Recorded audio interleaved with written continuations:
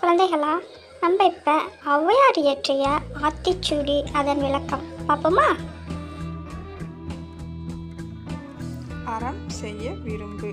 விளக்கம்: இல்லாதவர்களுக்கு உதவி செய்ய ஆசைப்படு.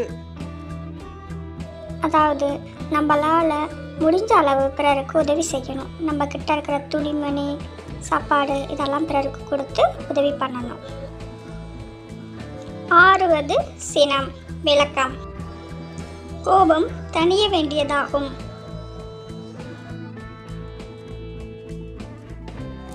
கோபம் கொள்ளக்கூடாது. கோபத்தை அடக்க முயல வேண்டும்.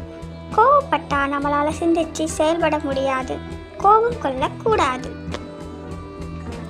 இயல்வது கரவேல். விளக்கம்: உன்னால் கொடுக்க முடிந்த பொருட்களை ஒளித்து வைக்காமல் கேட்பவர்களுக்கு கொடுத்து உதவி செய். உன்னால் முடிஞ்ச உதவியை பிறருக்கு கண்டிப்பாக செய்யணும். நம்மளால செய்ய முடிஞ்ச உதவியை செய்யாமல் இருக்கக்கூடாது. ஈவது விளக்கேல். விளக்கம்: தர்மத்தின் பொருட்டு ஒருவர் பிறருக்கு உதவி செய்யும் போது தடுக்கக்கூடாது. உன்னால் உதவி செய்ய முடியலைனாலும் பரவாயில்ல, மற்றவங்க செய்கிற உதவியை நம்ம தடுக்கக்கூடாது. உடையது விளம்பேல். விளக்கம்: உன்னுடைய பொருளையோ அல்லது ரகசியங்களையோ மற்றவர்களுக்கு தெரியும் வகையில் சொல்லக்கூடாது.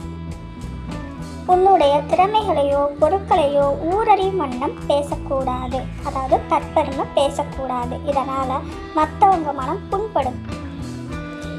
ஊக்கமது கைவிடேல். விளக்கம்: முயற்சினை எப்பொழுதும் கைவிடக்கூடாது. முயற்சியை ஒருபோதும் கைவிடக்கூடாது. நம்ம முயற்சி பண்ணிகிட்டே இருந்தால் ஒரு நாள் இல்லை ஒரு நாள் நம்ம அந்த இலக்கை அடையலாம். எண்ணெழுத்து இகழேல். விளக்கம்: கணித நூல்களையும் அறநூல்களையும் இலக்கண நூல்களையும் இகழ்ந்து கற்காமல் விட்டுவிடாதே.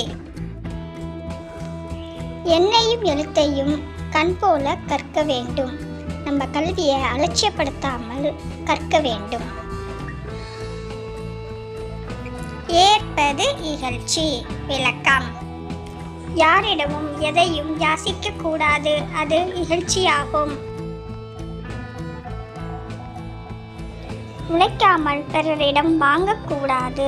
அதாவது யாசகம் பெறுவது கீழ்த்தரமான செயலாகும்.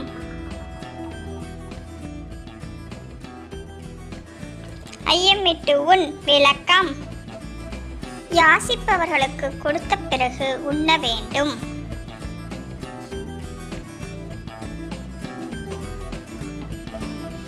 யாராவது பசியோடு இருந்தால் அவங்களுக்கு உணவு கொடுத்த பிறகு உண்ண வேண்டும். உணவை பங்கிட்டு உண்ண வேண்டும். ஒப்புரவு ஒழுகு.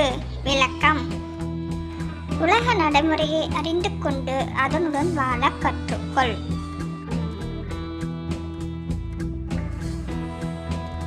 நேர்மையாக நடந்து கொள்ள வேண்டும். தவறு ஏதாவது செஞ்சால் கூட அதை ஒத்துக்கொள்ள வேண்டும். எல்லாரும் சேர்ந்து ஒத்துமையாக வாழ வேண்டும்.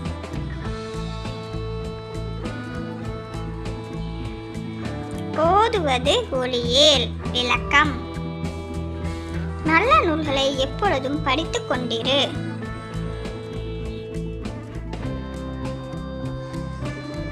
நல்ல நூல்களை எப்பொழுதும் படித்து கொண்டிருக்க வேண்டும். அது நமக்கு நன்மையை தரும்.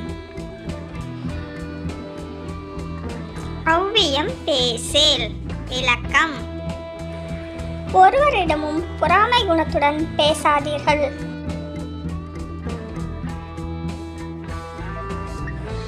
யாரிடமும் பொறாமை கொள்ளக்கூடாது. அது ஒரு தவறான செயலாகும். யாரை பற்றியும் யாரிடமும் குறை சொல்லக்கூடாது. அக்கம் சுருக்கேல். விளக்கம்: அதிக லாபத்துக்காக தானியங்களின் எடையை குறைத்து விற்காதே.